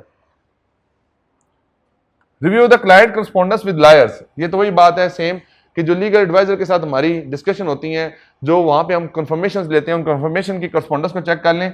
And invoices for legal services, अब ये देखो इनवॉइसेस फॉर लीगल सर्विसेज से मुराद क्या है कि जो पेमेंटें हुई हैं उन पेमेंटों को किससे कंपेयर करें आप, लिस्ट ऑफ लीगल केसेस के साथ और लिस्ट ऑफ लीगल एडवाइजर के साथ कंपेयर करें। वहां से क्या इंश्योर होगी, कंप्लीटनेस ऑफ केसेस इंश्योर होगी और completeness of legal adviser ensure होगी। These may help the auditor to identify contingencies that the client has not disclosed in the notes to the draft financial statement, or the provide additional information for the auditor about contingencies that have been disclosed. Consider direct confirmation from liars of matters handled on behalf of the entity under audit. आप confirmation लें, any letter should be sent by management with instruction for the reply to be sent directly to the auditor. Management लिखेगी letter किसको, consultant को, और कहेगी auditor को confirm करें। It is more likely that the liar will respond if the letter lists specific areas where contingencies may exist, together with an assessment by management of the possible outcome. Possible outcome का पता होना जरूरी है, क्योंकि possible outcome अगर probable है तो फिर क्या करेंगे, probable है, probable है मौली, मैंने प्रवीण की बात कर रहा हूँ, contingency की बात कर रहा हूँ। डिस्क्लोज नहीं करेंगे, रिकॉर्ड करेंगे, और अगर पॉसिबल है फिर डिस्क्लोज करेंगे। तो ये पॉसिबल आउटकम यहां पे आएगा। The lawyer should then be asked to comment on the information in the letter. तो उसके अलावा अगर हम समझते हैं कि उसमें कोई और एडिशनल इंफॉर्मेशन की जरूरत है तो हम उसके बारे में भी डाटा ले ले। Consider whether expert advice may be required from outside source other than lawyers. तो हमें लगता है कि अगर हमें कोई लगता है कि जैसा आपने पूछा कि हमें क्या किसी और एक्सपर्ट की जरूरत पड़ सकती है, तो अगर आपको लगता है किसी और एक्सपर्ट की जरूरत पड़ेगी तो आप उससे भी कंफर्मेशन ले लें। आप पेपर में दो ऑप्शंस आ सकती हैं। देखें पेपर में फॉर एग्जांपल ये सवाल आ जाए तो सवाल किस तरह से आएंगे, प्रोविजंस के प्रोसीजर डिजाइन कर दें, कंटीजेंसी के प्रोसीजर डिजाइन कर दें, या कोई केस स्टडी आ जाएगा। केस स्टडी क्या आएगा, उसमें एक प्रोविजन के बारे में इंफॉर्मेशन होगी और उसके नीचे उसके आउटकम्स बताए होंगे और बताया होगा फॉर एग्जांपल के प्रोबेबल है और मैनेजमेंट ने उसको डिस्क्लोज कर दिया, बताएं आप किस तरह से डील करेंगे। या ये बताया होगा कि कोई केस चल रहा है जिसके आउटकम प्रोबेबल पॉसिबल आउटकम है, केस मटेरियल है कि मैनेजमेंट डिस्क्लोज नहीं करना चाहती, तो आप फौरी तौर पे कहेंगे क्योंकि ये पॉसिबल है, मटेरियल है, तो डिस्क्लोजर इज मैंडेटरी, तो यहां पे डिस्क्लोजर आना चाहिए। अगर डिस्क्लोजर नहीं आएगा तो मिसस्टेटमेंट हो जाएगी। इस तरह से अगर प्रोविजन रिकॉर्ड होनी चाहिए थी, प्रोविजन रिकॉर्ड नहीं की तो फिर भी मिसस्टेटमेंट हो जाएगी। फिर पेपर में सवाल आ सकता है कि how auditor can ensure the completeness of legal cases. Auditor legal cases की कंप्लीटनेस को किस तरह से इंश्योर कर सकता है, ऑडिटर प्रोविजन की कंप्लीटनेस को किस तरह से इंश्योर कर सकता है, ऑडिटर कंटीजेंसीज की कंप्लीटनेस को किस तरह से इंश्योर कर सकता है। तो इन तीनों केसेस के अंदर आपको जो मैंने इंफॉर्मेशन दी है वो आपकी बड़ी रेलिवेंट होगी, आप वहां से अपने आंसर को मॉडिफाई करके बता सकते हैं। इसके ऊपर प्रैक्टिस करेंगे इंशाल्लाह, लेकिन क्योंकि ये रिपोर्ट के साथ लिंक्ड है तो अभी नहीं होगी प्रैक्टिस, इसकी जाके आगे प्रैक्टिस होगी, फायदा नहीं होगा, क्योंकि सीधे सीधे सवाल तो आसानी से आप कर लेंगे, लेकिन जो प्रॉब्लमेटिक सवाल होते हैं वो आपके सिनेरियो बेस्ड होते हैं। सिनेरियो बेस्ड में रिपोर्ट का इंपैक्ट भी आता है, तो इसलिए हमें इसको रिपोर्ट के साथ ही देखना पड़ेगा। जी एनी क्वेश्चन, नो क्वेश्चन जी, कोई प्रॉब्लम जी, कोई चीज ना समझ आई हो? चलें जी जरा अपनी अपनी कॉपियां ओपन करें, दोबारा रिवाइज करा दूं, बड़ा औखा काम है ये वाला। चलो देखें रिवीजन 5 मिनट लगा के इसको जरा ओवरव्यू लेते हैं। हमने आज 37 की रिक्वायरमेंट से स्टार्ट किया था। आज 37 में 3 तरह की ऑब्लिगेशंस होती हैं, पॉसिबल, प्रोबेबल और वर्चुअली सर्टेन। इस तरह से एसेट्स भी दो तरह के होते हैं, एक कंटेंजेंट एसेट होते हैं और एक नॉर्मल एसेट होते हैं। कंटेंजेंट एसेट में फिर दो तरह की टाइप्स होती हैं, वर्चुअली सर्टेन होते हैं और less than not virtually certain होते हैं। अब अगर पॉसिबल ऑब्लिगेशन है तो वो डिस्क्लोज होती है अगर मटेरियल हो, अगर प्रोबेबल ऑब्लिगेशन है तो प्रोविजन रिकॉर्ड होती है, अगर वर्चुअली सर्टेन हो तो फिर लायबिलिटी आती है। प्रोविजंस में और कंटीजेंसीज में फर्क होता है। फर्क किस चीज का होता है? प्रोबेबल और पॉसिबल का। प्रोविजंस रिकॉर्ड होती हैं, कंटीजेंसी डिस्क्लोज होती हैं। प्रोविजन तब रिकॉर्ड होती हैं जब उसमें आपकी जो अनसर्टेन टाइमिंग और अमाउंट हो, लेकिन आपकी अमाउंट क्या हो? आपकी एक्सपेक्टेड हो कि आपने पेमेंट करनी है, प्रोबेबल है। अब प्रोबेबल में और वर्चुअली सर्टेन में क्या फर्क है? वर्चुअली सर्टेन ट्रेड पेबल्स होते हैं, अक्रूवल्स होती हैं, जिनमें आपको कंफर्म होता है सर्टेन अमाउंट होती है, टाइमिंग सर्टेन होती है, वो आपकी नॉर्मल लायबिलिटी होती है, उसमें आपका कोई फर्क नहीं होता। जब प्रोविजंस की बात करते हैं तो वो उससे डिफरेंट हो जाती है। प्रोविजन में एक चीज अनसर्टेन होती है, चाहे टाइम अनसर्टेन हो सकता है या अमाउंट अनसर्टेन हो सकती है। अब इसमें हमने कहा कि जब ये सारे काम करने हैं तो हमारे रिस्क क्या है? रिस्क ये है कि अगर कोई पॉसिबल ऑब्लिगेशन है और मटेरियल है तो वो डिस्क्लोज नहीं हुई होगी, हालांकि उसको डिस्क्लोज होना चाहिए। अगर प्रोबेबल ऑब्लिगेशन है तो उसकी प्रोविजन रिकॉर्ड होनी चाहिए और इसकी प्रोविजन रिकॉर्ड नहीं हुई, ये रिस्क है। और इसी तरह से अगर कंटेंजेंट एसेट है तो वर्चुअली सर्टेन अगर नहीं है तो वो डिस्क्लोज, वर्चुअली सर्टेन नहीं है तो वो डिस्क्लोज कर देंगे, अगर वर्चुअली सर्टेन होगा तो फिर रिकॉर्ड कर लेंगे। तो ये रिस्क है कि वर्चुअली सर्टेन अगर एसेट नहीं है लेकिन फिर भी आपने उसको अपनी बुक्स में रिकॉर्ड कर लिया। हमेशा याद रखनी है बात, जब हम एसेट्स की बात करेंगे तो वहां पे ओवर स्टेटमेंट का रिस्क होता है, जब लायबिलिटीज की बात करते हैं वहां पे अंडर स्टेटमेंट का रिस्क होता है। प्रोविजंस क्या होंगी? अंडरस्टेटेड होंगी। कंटीजेंसीज क्या होंगी? अनडिस्क्लोज्ड होंगी, अनडिस्क्लोज होंगी। कंटेंजेंट एसेट्स क्या होंगे? ओवर स्टेटेड होंगे, ज्यादा रिकॉर्ड करने की कोशिश की होगी। तो ये मामला हमें ज़हन में रखना है कि ये रिस्क हमारे मौजूद है। अब इन रिस्क को मिटिगेट करने के लिए हमने कहा कि we have to identify difference between probable, possible and virtually certain obligations. उसके लिए हम क्या करते हैं? सबसे पहले हम लिस्ट ऑफ लीगल केसेस ले लेते हैं through legal register. Legal register के अंदर जाहिर बात है रिस्क क्या होता है कि सारे के सारे केसेस आपको डिस्क्लोज नहीं है। आपने क्या किया? उस लिस्ट को पिछले साल की लिस्ट के साथ क्या कर लिया? कंपेयर। अब जाहिर बात है एक पिछले साल की लिस्ट है और एक इस साल की लिस्ट है, उस लिस्ट में कोई एडिशन हुआ होगा केसेस का और कुछ केसेस डिसॉल्व हुए होंगे।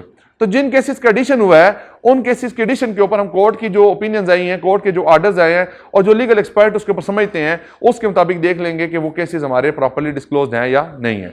और जो केस डिसॉल्व हो गए हैं उसके ऊपर जो कोर्ट की जजमेंट्स आई हैं, जो कोर्ट की ऑर्डर्स आए हैं वो देख लेंगे और जो लीगल एक्सपर्ट है उसकी ओपिनियन देख लेंगे और फिर देख लेंगे कि क्या वाकई वो हमारे केसेस में से प्रॉपर्ली ठीक तरीके से निकले हैं या नहीं निकले।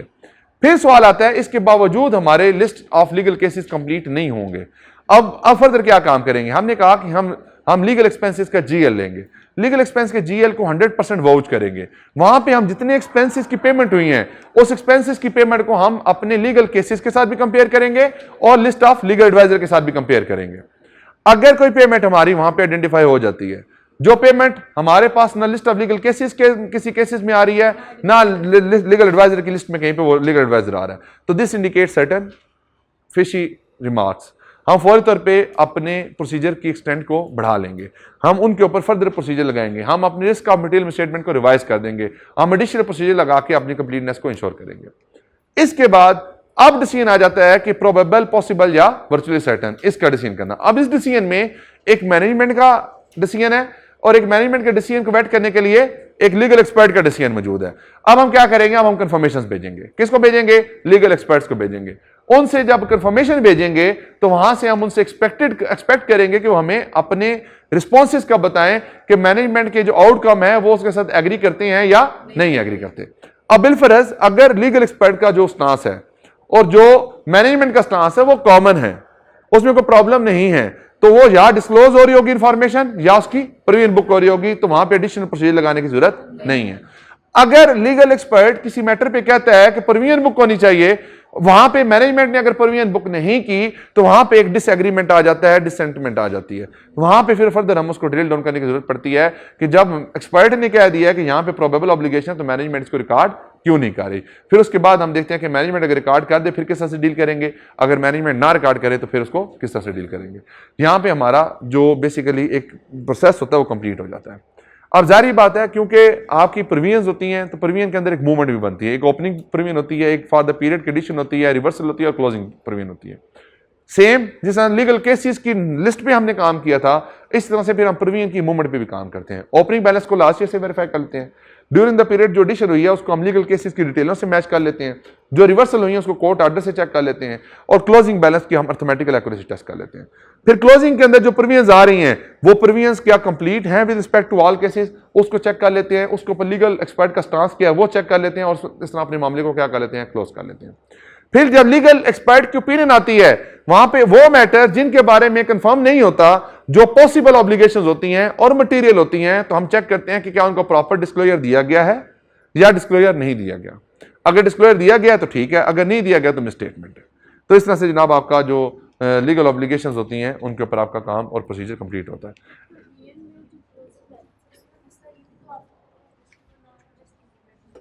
तो इसके लिए हमने सब्सिक्वेंट इवेंट की टेस्टिंग की है ना,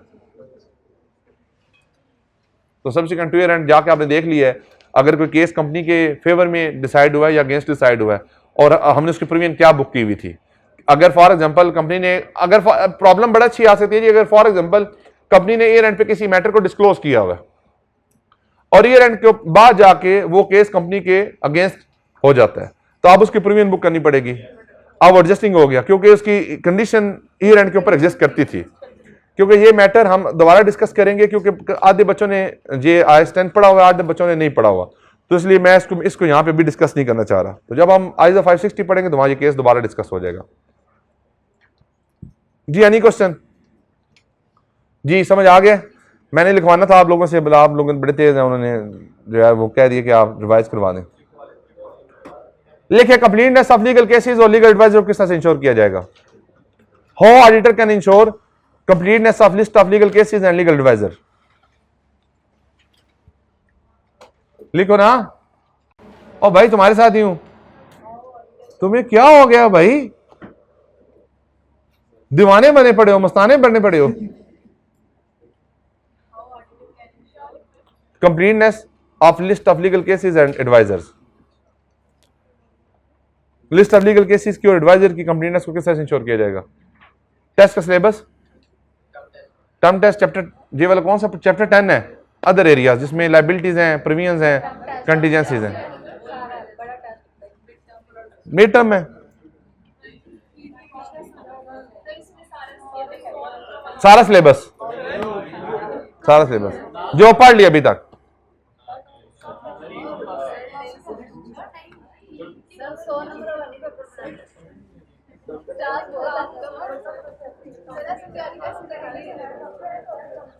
यार अभी ना जो सब्सटेंटिव प्रोसीजर है ये कर लो सारे जो हमने पढ़ लिया ना, इसमें आपके नॉन करंट एसेट्स हैं, करंट एसेट्स हैं और अदर प्रीवियस एरियाज हैं। चैप्टर 8, 9, 10 बनता है मेरा ख्याल में।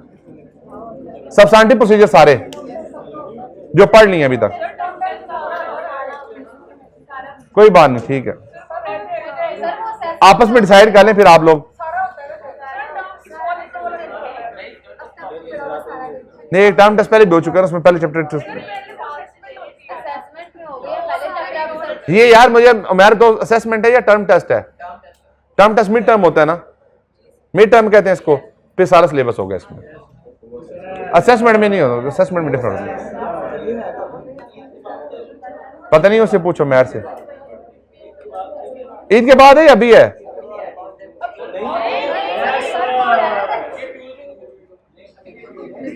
उमैर अली शाह, कासम अली शाह से तुम मेरा ख्याल है इंस्पायर्ड हो गए हो।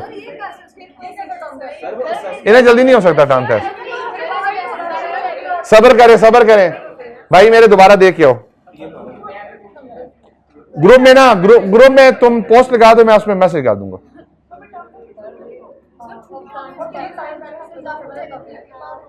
तो आप मैनेजमेंट से पूछे, मेरे से ना पूछे। कोई बात नहीं, पहले भी हो जाए तो क्या फर्क पड़ता है। आपने कौन सा पढ़ना है, आपने कौन सा पढ़ के पेपर देना है। बगैर पढ़े तो ऑडिट पढ़, बगैर पढ़े आप क्लास में आ जाते हैं, बगैर पढ़े आपने पेपर में बैठ जाना है, और बगैर पढ़े इंशाल्लाह पेपर पास हो जाना है। क्या जी, सारे ही है, सारे ही है। मुझे नहीं पता, छुट्टियों से पूछें।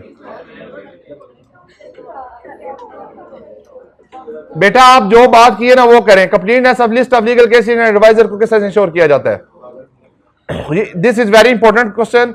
मैं बताऊं, अगर मैं एग्जामिनर हूं 5 नंबर का ये सवाल लाजमी दूं, और मैं बताऊं इस दफा ये लाजमी 5 से 7 नंबर का टेस्ट हो जाना है कंप्लीटनेस ऑफ लीगल केसेस का। पहले कई दफा ऐसे ऐसे क्वेश्चन टेस्ट हुए हैं जिनके बारे में मैंने कहा था ये टेस्ट होने हैं। इवन एक मॉक मैंने बनाया था, वो मैंने मॉक खुद बनाया था, 55 मार्क्स से एग्जैक्ट क्वेश्चन वहां से गए थे, 55 मार्क्स से एग्जैक्ट क्वेश्चन होते हैं। पता नहीं शायद एग्जामिनर को मेरा मॉक याद लग गया था। मैंने भी कुछ नहीं कमाल किया था, मैंने भी एसीसीए के सवाल उठाए थे, तो कुदरती तौर पे एग्जामिनर ने भी वही से उठा लिए थे। फर्क ये हुआ था सिर्फ एसीसीए और आईसीडब्ल्यू के सवाल थे, तुक्का लग गया था। इतना टाइम नहीं होता भाई नया सवाल को बनाए।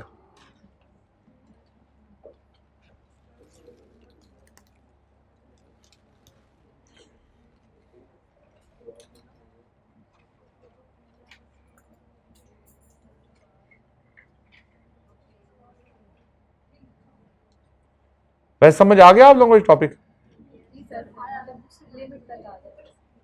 ऊपर से गुजर गया, मुझे आइडिया है ऊपर से गुजर गया।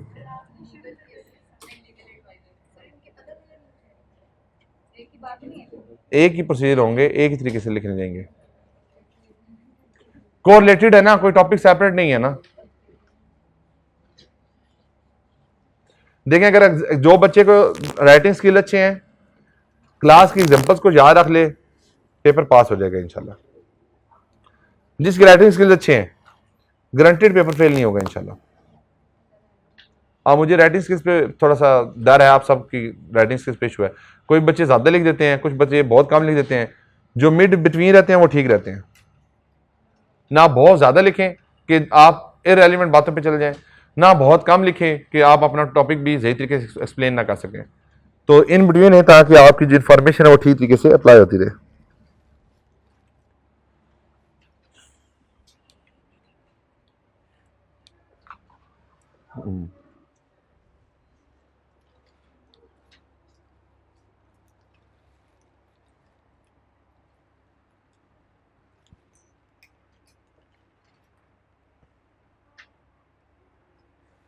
इससे करने से क्या होगा?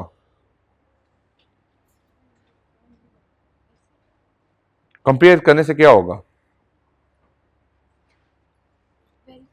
क्या आइडेंटिफाई हम करेंगे? To identify the fluctuations. ठीक, अब एक वर्ड लिखने से पूरी सेंटेंस स्ट्रक्चर चेंज होता है। नहीं, ये क्या लिखा होगा? ऑडिटर विल ये डिमांड, ये ऐसा से है। खुदा दी कसम तू मुझे ना कोई बंदा ये कह दे डिमांड लिखा हुआ है तो मैं ना चॉकलेट खिलाऊंगा। किंकरे किंकरे बने हुए किंकरे।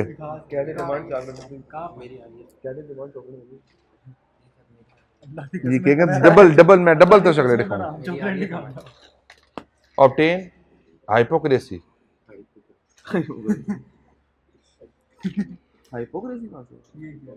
इसे क्या करोगे? इसको करने से क्या? तुम क्लास सोए हुए, तुम्हें पता ही नहीं है, सोए हुए तुम, कोई राइटिंग स्किल्स नहीं है, जीरो। इससे क्या करोगे लिस्ट ऑफ लीगल केसेस से? और मौलवी क्या कर लोगे लिस्ट ऑफ लीगल केसेस लेकर? तो क्या तो लिखो ना, कहां लिखा वो? दिमाग में नॉलेज मौजूद है, पेपर में या उस पे लिखते हो, जीरो हो जाते हो। नहीं सर, वो तो लिस्ट ऑफ लीगल केसेस लेंगे तो क्या करेंगे सर? वो तो नेक्स्ट जो स्पेसिफिक केस है ना उसके साथ रिलेटेड। बेटा एक ही प्रोसीजर बनाओ ना कि obtain list of legal cases for the current period and compare with the previous year. ऐसे नहीं है, दो प्रोसीजर या तीन मिलके भी एक बन सकते हैं। आपका प्रोसीजर लिखा हो तो उसमें एग्जामिनर को समझ आए कि आपको कुछ लिखना आता है। ये नहीं होता कि नंबर ऑफ प्रोसीजर बढ़ाने हैं, क्वालिटी ऑफ प्रोसीजर को इंप्रूव करना होता है। obtain the list of legal, obtain the legal register and list of legal advisor from the client management। तो क्या करेंगे? completeness of the legal cases register and advisors be ensured by company, the list with last year audited list। खुदा की कसम इसमें इतने sentence structure के issue हैं कि तुम्हारा लिखा हुआ भी जो है ना, ये मुझे लग रहा है तुम्हारा प्रॉब्लम। ये तुमने पूरी की पूरी सेंटेंस स्ट्रक्चर ही मूव कर दिया है। अब ये दो लिख कर ना तुम अपना ऑब्जेक्टिव अचीव नहीं कर सके, और दो लाइनों में अपना ऑब्जेक्टिव अचीव कर सकते थे। प्रॉब्लम है, this is the biggest problem.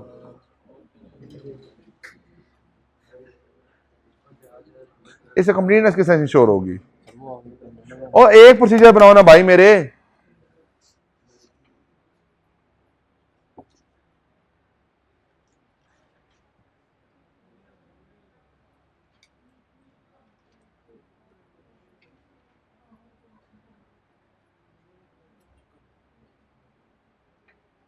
ठीक है, गुड। तुम्हारी राइटिंग भी अच्छी है।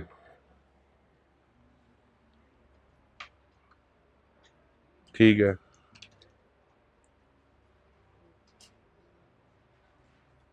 गुड। मैंने क्या समझाया था, एक लाइन छोड़ के लिखते हैं। एक पैरा लिखा है ना, तो एक लाइन छोड़ो, फिर नीचे लिखना शुरू करो, 7 बुलेट्स बनाओ, थोड़ी स्पेस दो, राइटिंग स्किल्स को इंप्रूव करो। नहीं, बेहतर है, पहले से बहुत बेहतर है।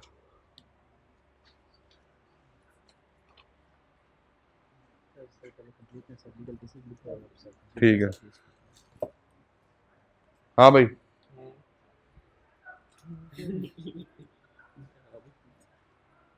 बेटा थोड़ा फॉर्मेटिंग फोकस करो ना, बुलेट्स बनाओ, स्पेसिंग का ख्याल रखो। हाँ मलक साहब।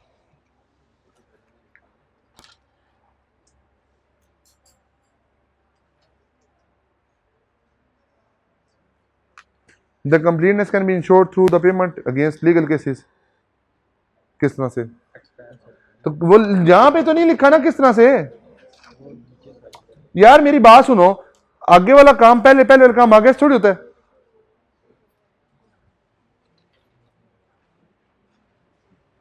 पहले थोड़ा सा बचा दिया था, फिर सीधा रास्ता।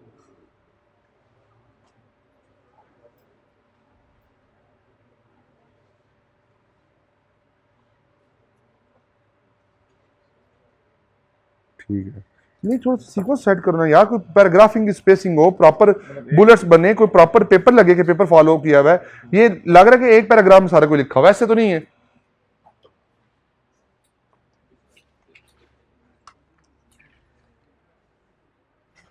लिस्ट ऑफ लीगल रजिस्टर लेकर क्या करोगे आप? क्या?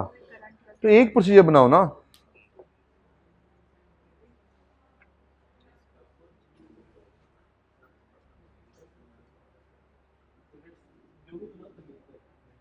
कंप्लीटनेस की बात हो रही है, कंप्लीटनेस के साथ इंश्योर करनी है। इरेलेवेंट प्रोसीजर क्यों लिख रही हैं आप?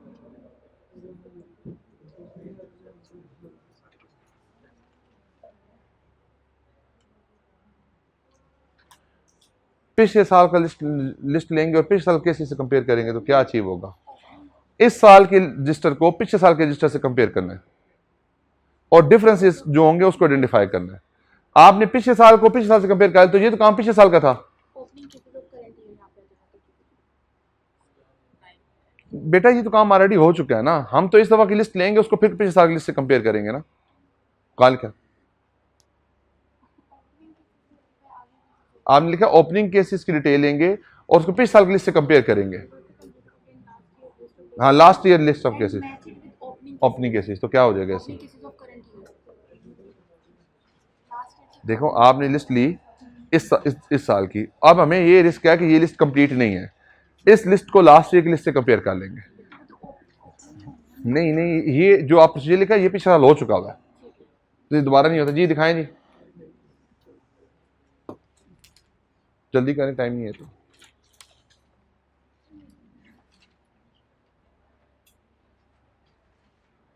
सेंटेंस स्ट्रक्चर और ग्रामेटिकल मिस्टेक्स।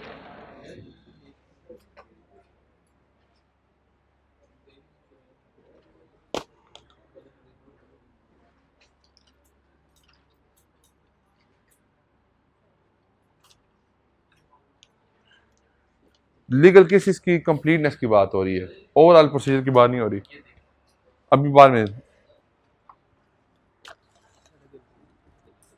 एडवाइजर की जो पेमेंट है सर, उसमें अगर कोई लीगल एडवाइजर है और हमारी लिस्ट में नहीं है,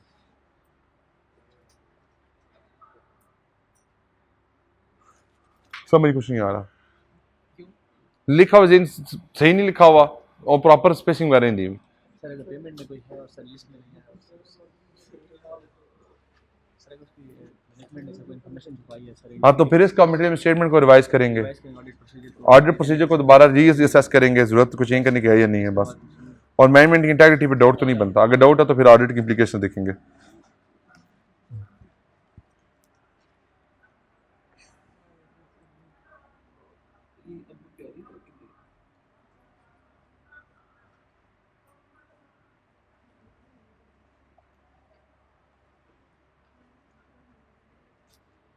गुड, अच्छा लिखा हुआ, आपने ज़्यादा ही लिखा हुआ।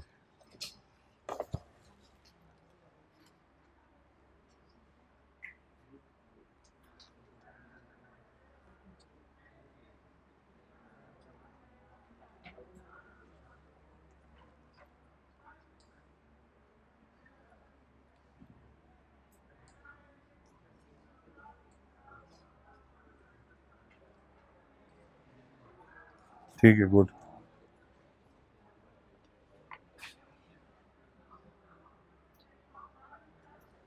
स्पेसिस का ख्याल करें, थोड़ा सा राइटिंग को इम्प्रूव करें, कटिंग ख़त्म करें। बहुत कम लिखा हुआ है, थोड़ा सा ना एक्सप्लेन करें।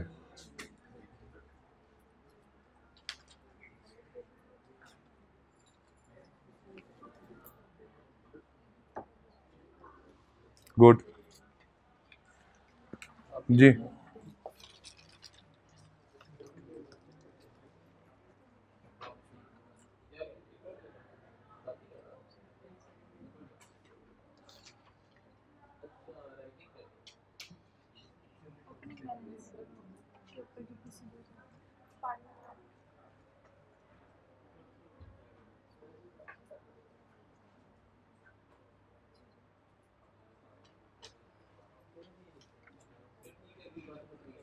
लीगल राइट्स होते हैं ऑब्लिगेशन पे,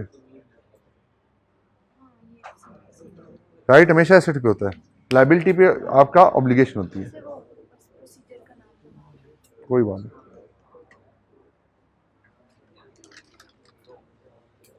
तो पेमेंट वाला कहाँ लिखा है? लिस्ट ऑफ जो पेमेंट कंपेयर करेंगे, जीएल ऑफ एक्सपेंस लेंगे। ठीक,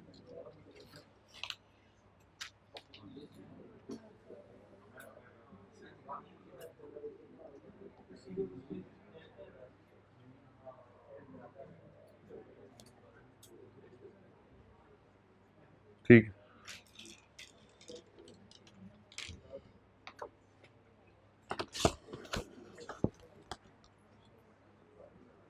बेटा जब एक पैराग्राफ होता है तो भाई एक लाइन स्पेस देने से कोई हर्ज नहीं होता।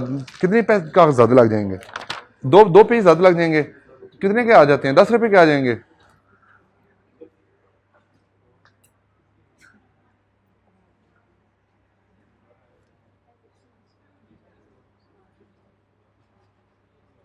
ठीक है, गुड। हाँ जी, आपने आपको चेक कर लिया? मैंने चेक कर लिया आपका।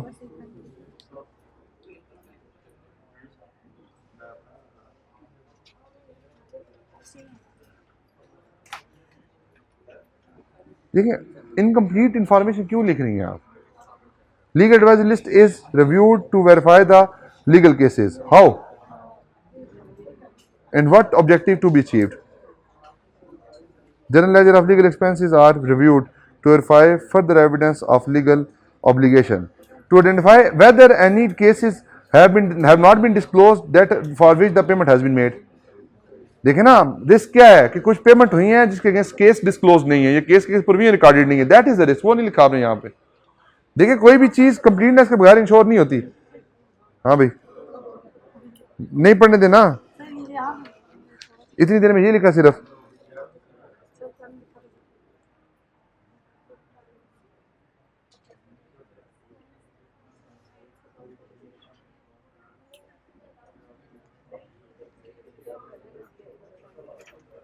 Compare the during the year balance और क्लोजिंग बैलेंस विद जीएल। क्या है ये बेटा? यहाँ पे जो इंफॉर्मेशन है उसको ट्रांसलेट करो। ट्रांसलेट नहीं हो रही चीजें यहाँ पे जी। बातें ना करें भाई, बातें ना करें।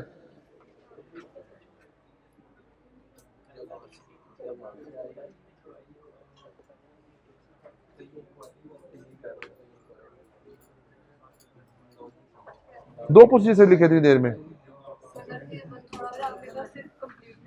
तो कंप्लीटनेस में तो 4-5 प्रोसीजर बनते हैं।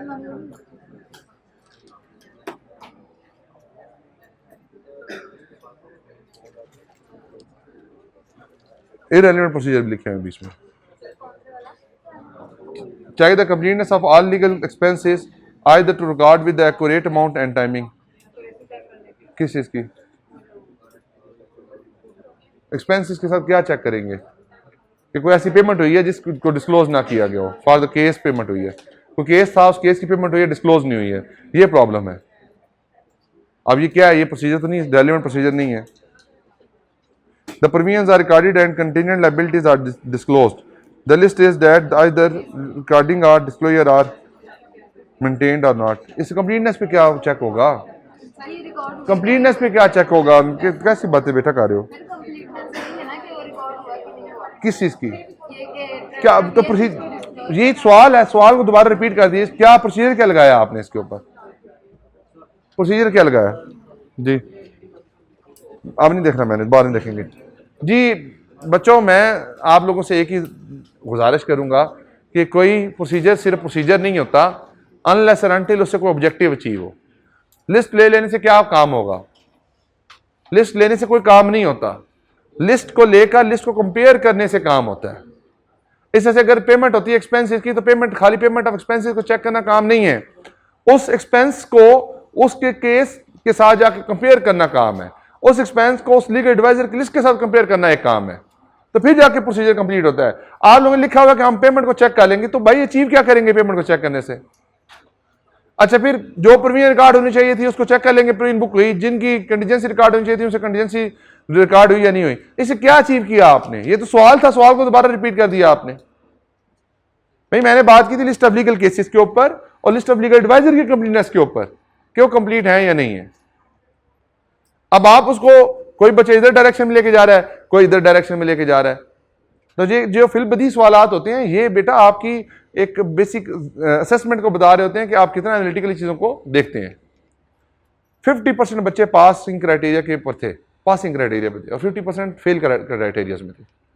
अब भाई ये किसको इंप्रूव करें बेटा? मैं डेली बेसिस पे इस सवाल क्लास में लिखवाने का ऑब्जेक्टिव क्या होता है? आप अपने आप को इंप्रूव करें, बेहतर करें, दिन ब दिन अपने चीजों को बेहतरी में लेके आए। देखें, अब तो सब्सटेंटिव प्रोसीजर खत्म हो गए हैं हमारे, अगर अभी भी ड्राफ्ट करना नहीं आ रहा चीजों को, तो फिर फायदा किस चीज का है? आप दोबारा रिविजिट करें, दोबारा जाके पढ़ें बेटा। जो मैंने क्लासें कराई हैं उन क्लासों में मैंने बेस बताई है, प्रोसीजर बनाते किस तरीके से हैं। मैंने आपको ये हर किसी ने कहा कि 4 प्रोसीजर को रटा लगा लो, उससे क्या फायदा अचीव होगा? कोई फायदा अचीव नहीं होगा। फिर जो सिचुएशन आएगी उसमें ब्लैंक हो जाएंगे आप लोग। तो भाई अपने जो राइटिंग स्किल्स हैं इसको बेहतर करें और अपने मोबाइलों को साइलेंट करके बैठें। और मोटे भाई वाई साइलेंट करो अपना, रील्स बार में देखना जाके, ठीक है जी? जी देखो, ऐसे नहीं होता कि कोई से 5 प्रोसीजर लिख दें, क्लास है बस 2 मिनट, ऐसे नहीं होता कि कोई से 5 प्रोसीजर लिख दें। जो प्रोसीजर लिखना है वो ऑब्जेक्टिव अचीव करे फिर लिखना है। 3 प्रोसीजर इकट्ठे करके एक प्रोसीजर बन सकता है, परेशान नहीं होना, पास हो जाएगा इंशाल्लाह पेपर। ले जी, आज की डिस्कशन यहीं पर करते हैं कंक्लूड, मिलते हैं इंशाल्लाह फिर अगली क्लास में, तब तक के लिए अल्लाह हाफिज़।